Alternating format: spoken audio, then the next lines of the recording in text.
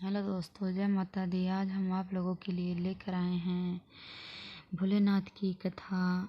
क्या हुआ जब एक भक्त ने शिव जी की निंदा की, तो एक सच्ची कहानी उनके बारे में आज हम कथा लेकर आए हैं। आशा करती हूँ आप लोगों को यह कथा बहुत अच्छी लगेगी। अगर अच्छी लगे तो लाइक शेयर ज़रूर करें, सब्सक्राइब ज़रूर करें, बेल आइकन ज़रूर दबाएं, जिससे आपको अगली कथाएँ सबसे पहले आपके पास आ जाएंगे। तो चलिए शुरू करते हैं। एक बार कैलाश पर्वत पर भगवान शिव और माँ पार्वती बैठे हुए थे।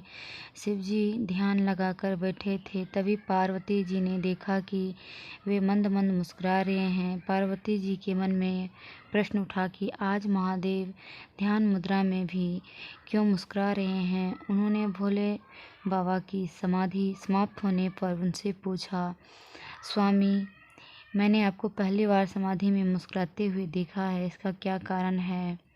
शिवजी ने उन्हें बताया कि उनके एक भक्त और उनकी पत्नी की बातें सुनकर वे मुस्कुरा रहे थे। पूरी बात बताते हुए महादेव ने बताया कि मृत्युलोक में मेरा एक अन्य भक्त एक ब्राह्मण है, जो कि मेरे ही एक मंदिर में पुजारी है और दिन रात मेरी सेवा में लगा रहता है। वह इसी मंदिर के पीछे छोटी सी कुटिया में अपनी पत्नी के साथ रहता है।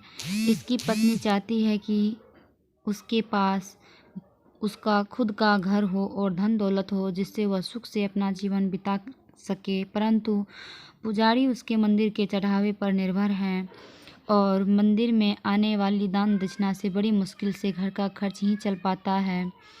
घर और अन्य सुख सुविधा कहाँ से आएगी। पर वह दिन रात मेरे से अपनी पत्नी का सपना पूरा करने का अनुग्रह करता रहता है। आज उसकी पत्नी ने उससे ऐसी बात कही जिसे सुनकर मैं मुस्कुराए बगैर नहीं रह सका।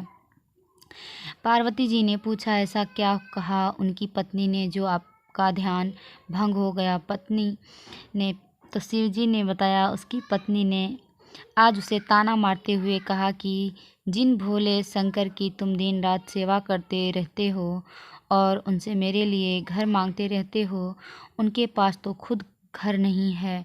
वे तो खुद कैलाश पर्वत पर रहते हैं, तुम्हें कहाँ से घर देंगे। बस यही बात सुनकर मैं मुस्कुरा रहा था। इस पर पार्वती जी को बड़ा आश्चर्य हुआ। उन्होंने कहा, स्वामी, यह बात सुनकर मुझे बहुत बुरा लगा। वह आपको ताना मार रही है और आप मुस्कुरा रहे हैं। आप उसे एक घर और एक सुख सुविधाएं दे, जिससे वो आपकी निंदा ना कर सके। इस पर शिवजी ने कहा, पार्वती, यह मेरे वश में नहीं। ये सभी प्राणी तो मृत्युलोक में रहते हैं अपने पिछले जन्म के साथ और इस जन्म के कर्मों का फल भोग रहे हैं, और जैसे ही इनके कर्मों का फल इन्हें मिल जाता है, इन्हें सभी प्रकार के सुख मिलना शुरू हो जाते हैं और अंत में वे मुक्ति पा जाते हैं। इसीलिए इसे मृत्युलोक कहा गया है। मनुष्य बार बार जन्म लेकर अपने कर्मों का हिसाब चुकाता है। यह कर्म भूमि है, बिना कर्म के गति नहीं है।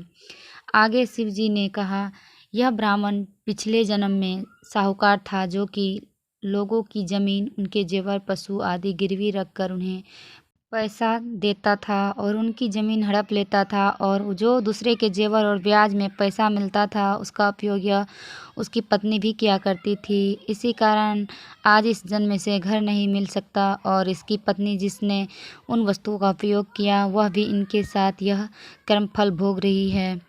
इस जन्म में यह मेरी सेवा कर रहा है। इससे इसके कर्मों के फल में जो कष्ट मिलने वाले थे, वो मेरी भक्ति के कारण इसे नहीं मिल रहे हैं।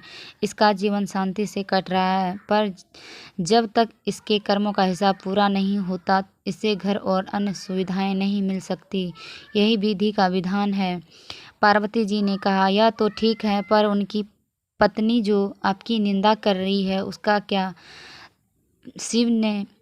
शिवजी ने कहा, संसार में जैसे जैसे कलयुग का समय निकट आता जाता है, मनुष्य भगवान की भक्ति करने के स्थान पर उनकी निंदा करने लगेगा। यह सृष्टि के आरंभ में ही लिखा जा चुका है। जो व्यक्ति इस कठिन समय में मेरी सेवा करता रहेगा, उसको इस मृत्युलोक से मुक्ति मिल जाएगी। हर हर महादेव।